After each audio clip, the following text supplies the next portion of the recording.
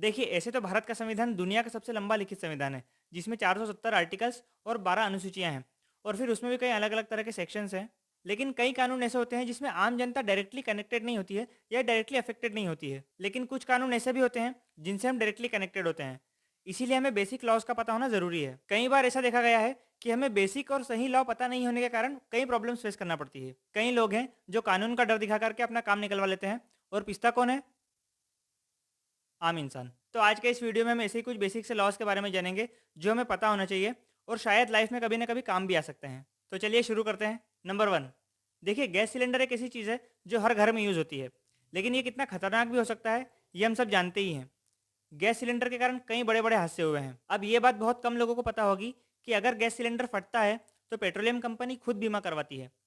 अगर gas cylinder फटने के कारण कोई घायल होता है तो उसे 10 लाख तक का मुआवजा मिलता है। वहीं अगर ज़्यादा बड़ा नुकसान हो जाए तो 40 लाख, और अगर उस दुर्घटना में किसी की मौत हो जाती है तो ऐसे मामलों में 50 लाख तक का मुआवजा मिल सकता है। सेकंड, देखिए, शादी के समय जो भी गहने, पैसा, गिफ्ट्स, जो कुछ भी दुल्हन को दिया जाता है, चाहे वो लड़के वालों ने दिया हो या फिर लड़की वालों ने दिया हो, उस पर कानूनी तौर पर सिर्फ और सिर्फ लड़की का ही हक होता है। अब अगर किसी भी कारण से लड़की अपना ससुराल छोड़कर जा रही हो तो उस केस में वो सारे गहने, पैसा, गिफ्ट्स ऑफिशियली अपने साथ वापस लेकर जा सकती है। उस पर कोई ऑब्जेक्शन नहीं ले सकता उस वक्त जब वो लेकर जा रही हो।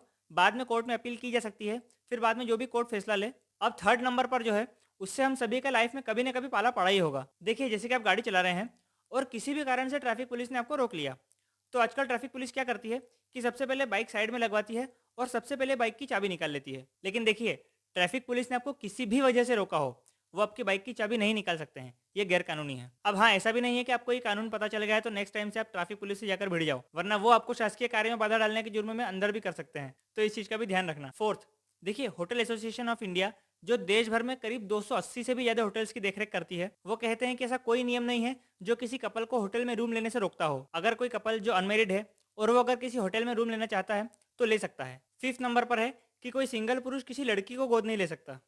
अगर आप एक पुरुष हैं और आपकी शादी नहीं हुई है, लेकिन आप एक बच्चा गोद लेना चाहते हैं, तो आप लड़का गोद ले सकते हैं, लड़की नहीं। वहीं अगर आप एक मैरिड कपल हैं और बच्चे गोद लेना चाहते हैं, तो आप सेम सेक्स चाइल्ड गोद नहीं ले सकते हैं। मतलब आप दो लड़के या दो लड़कियां गोद नहीं ले सकते हैं, आप एक लड़का और एक लड़की गोद ले सकते हैं।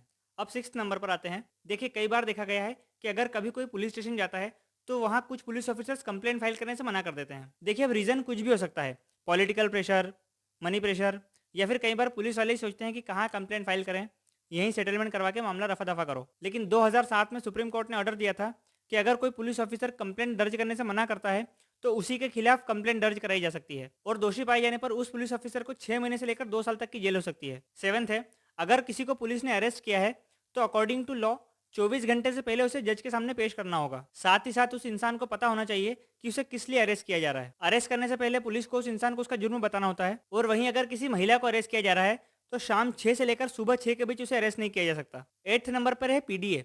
देखिए, पीडीए मतलब पब्लिक डिस्प्ले ऑफ अफेक्शन, ये गैर कानूनी नहीं है। आईपीसी के सेक्शन 294 के अकॉर्डिंग पब्लिक प्लेस पर गुड बाय किस देना, गले लगाना, हाथ पकड़कर बैठना या चलना कोई क्राइम नहीं है। इसे अभद्र या फिर गैर कानूनी नहीं कहा जा सकता, और न ही इसके लिए कोई पनिशमेंट दी जा सकती है। अगर कोई जरूरत से ज्यादा ही वल्गर हरकतें कर रहा है तब उसके ऊपर कोई एक्शन लिया जा सकता है। अगले नंबर पर है लिव इन रिलेशनशिप। देखिए, भारत में अब लिव इन रिलेशनशिप लीगल हो चुकी है। कोर्ट के अकॉर्डिंग लिव इन में रहने वाले अपने पार्टनर पर डोमेस्टिक वायलेंस का केस भी कर सकते हैं। यहाँ तक कि लिव इन में रहने वाले कपल का अगर कोई बच्चा पैदा होता है तो माता पिता की प्रॉपर्टी पर उस बच्चे का पूरा हक होगा। अब टेंथ नंबर पर जो है वो वाकई में हम सबके बड़े काम की चीज़ है। हम जब भी कोई सामान खरीदने जाते हैं तो सबसे पहले पीछे पलटकर उसकी प्राइस देखते हैं। हमारे बजट का हुआ तो ठीक, वरना चुपचाप रख करके आगे बढ़ जाते हैं। कुछ लोग बार्गेनिंग की कोशिश करते हैं, लेकिन दुकानदार कहता है कि मैम एमआरपी देख लो, फिक्स्ड प्राइस है, आपसे ज़्यादा थोड़ी लेंगे। लेकिन आपको बताऊं, अगर कोई सामान आपको महंगा लग रहा है तो आप उसकी एमआरपी पर भी बार्गेनिंग कर सकते हैं, यानी कि मोल भाव कर सकते हैं। ये कानूनी तौर पर लीगल है। तो दोस्तों, ये थे कुछ कानून जिनका हम सभी को जानना बहुत ज़रूरी है। अगर आपको वीडियो पसंद आई हो तो प्लीज़ वीडियो को लाइक और हमारे चैनल को सब्सक्राइब जरूर कर दें। हम मिलते हैं आपसे नेक्स्ट वीडियो में। धन्यवाद। जय हिंद।